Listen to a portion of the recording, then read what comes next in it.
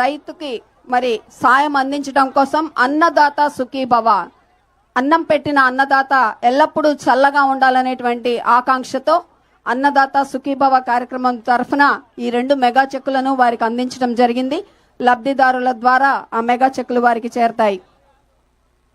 ఇక భూమాతను నమ్ముకున్న వారు ఎప్పటికీ గొప్పవాడే.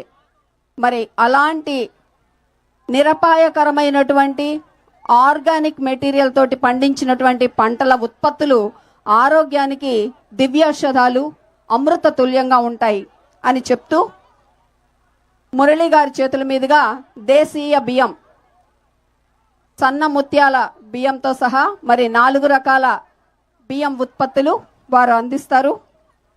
శ్రీ మురళి గారి చేతుల మీదుగా గౌరవ రాష్ట్ర ముఖ్యమంత్రి వర్యుల వారికి బహుమతిగా అందిస్తున్నారు. శేషమ్మ గారు పండ్లు, శివపార్వతి గారు వేయించినటువంటి కందిపప్పు, అలాగే విజయమ్మ గారు కూరగాయలు, సునీత గారు మునక్కాయలు.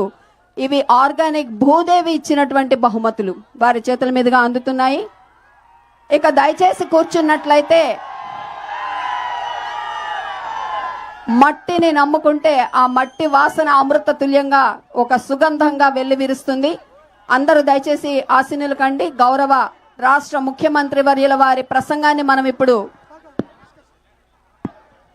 ప్రారంభించబోయే ముందుగా దయచేసి మీరు కూర్చున్నట్లయితే మీకు వారితో మాట్లాడే అవకాశం కలుగుతుంది. ప్రశ్నోత్తరాల సెషన్ ఇప్పుడు ప్రారంభమవుతుంది. దయచేసి మీరు కూర్చున్నట్లయితే మీకు ఏవైనా సందేహాలు, లేడీస్ని తొక్కేస్తున్నారండి అందరూ, కొంచెం లేడీస్కి అవకాశం ఇవ్వండి, ముందుకు రానివ్వండి. మహిళలు దయచేసి పురుషులంతా కూడా కోఆపరేట్ చేయాలి. మహిళా మణులకు అవకాశం ఇవ్వండి, వారిని కూడా ప్రశ్నించడానికి ముందుకు రావాల్సిందిగా. Welcome sir.